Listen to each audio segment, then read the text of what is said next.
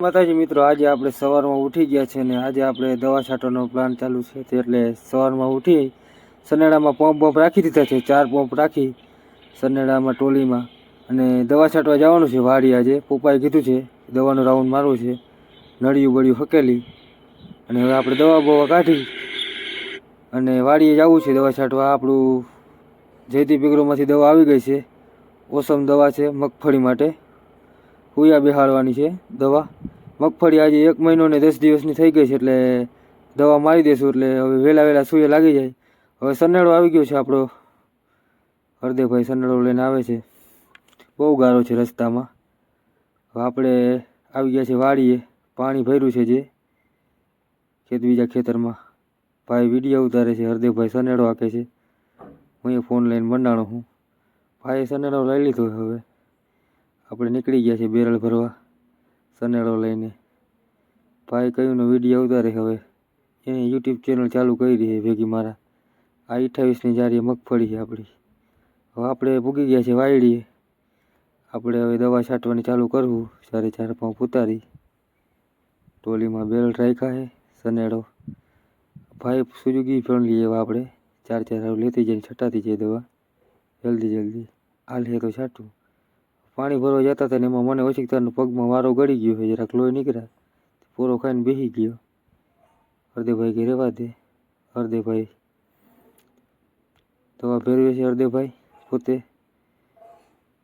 આપણે કોરાજનનું દ્રાવણ કરી અને છાંટવાનું ચાલુ કરી દઈશું. હરદેવભાઈ સુજુકી લઈને ચાલુ કરી છે. 4 લેતી જાય, જોઈ શકો તમે. હું પાછો આવું તો સુજુકી બંધ થઈ ગઈ હતી ને મને ફોન આવ્યો કે સુજુકી નથી હાલતી, એટલે મોટા ભાઈ આપણે હાથથી દવા છાંટવી જોઈએ. એ બે મૂર્ખના સરદાર મારી વાટ જોઈને બેઠા છે. તમે જોવું, મગફળી બહુ સારી છે લીલીછમ. એક તો જે વિડીયો ઉતારે છે ને બીજો મારી વાટ જોઈને બેઠો છે. આ પંપ તૈયાર રાખ્યા છે આપણે. હવે આપણે દવા છાંટવા માંડું. સુજુકી નથી હાલતી એટલે આપણે હાથે છાંટવી જોઈએ પંપથી. પછી મેં દવા નાખવાનું ચાલુ કરી દીધું છે. કોરાજન, મોનોકોટો. પંપ ભરવા પડે અને દવા હાથે છાંટવી પડે, કારણ કે હવે સુજુકી હાલતી નથી એટલે આપણે હાથે જ છાંટવી જોઈએ દવા. બહુ તકલીફ પડે આમાં હાથે છાંટવામાં. ગારો છે એટલે 3-4 જાતની દવા છે જે આપણે હાથે છાંટશું. હવે આપણે પંપ ભરીને નીકળી ગયા છે, ચાલુ કરી દીધું છે મગફળીમાં. 20ની જારી છે. કાલે આપણે સનેડો આખો આવ્યા હતા પણ હાયલો નહીં. આજે દવા છાંટવું, પગમાં જે ગારો ચોટે છે. 3 પંપ ચાલુ કરી દીધા છે, તમે જોઈ લ્યો. માંડવી સારી વીગી છે, લીલીછમ છે. વરસાદ બહુ પડ્યો પણ વાંધો નથી આવ્યો.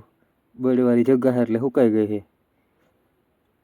હરદેવભાઈ તો ઝડપ જાય છે, તમે જોઈ શકો છો મિત્રો.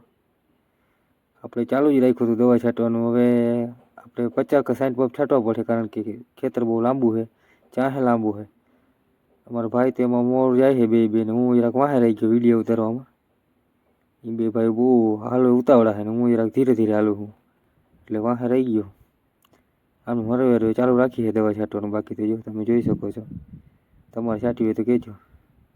તો આપણે રોટલા આવી ગયા છે ને પરવીનભાઈ રોટલા ખોલે છે. કાકા લઈને આવી ગયા રોટલા. ભૂખ લાગી ગઈ હતી, બપોરાનું ટાણું થઈ ગયું હતું. રોટલા ખાવા બેસી ગયા. રોટલા ખાઈને પાછી ચાલુ કરી દીધી છાંટવાની. હવે આપણે થોડુંક રીતું છાંટવાનું 20 નંબરની મગફળીમાં. બાકી તો છટાઈ ગઈ હતી દવા આખી. આની કોઈ બહુ ઘાટી માંડવી છે. વાવ પાસે ઉગી એવા છે. બે ભાઈઓ હાવ મોજમાં છે સવારના. હું હોય રામ જાણે, જોઈ શકો તમે. છેલ્લી ઉતર છે આપણે હવે 20ની જારી મગફળીની. બાકી આપણે 28ની જારી છાંટવાની છે.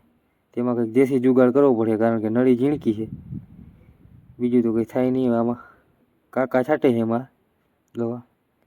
તો આપણે આવી ગયા છે આમાં. જોઈ લ્યો, આપણે આ દેશી જુગાડ કર્યો છે. તો આડી ત્રાહી નળી રાખી અમે બે ભાઈઓ. અમારી નળી મોટી એટલે આમ કરવું પડ્યું. તો બધાને જય માતાજી. હવે નવા વ્લોગમાં મળી. લાઈક, શેર અને સબસ્ક્રાઈબ કરી દેજો. આ વિડીયો ગમ્યો હોય તમને. જય માતાજી.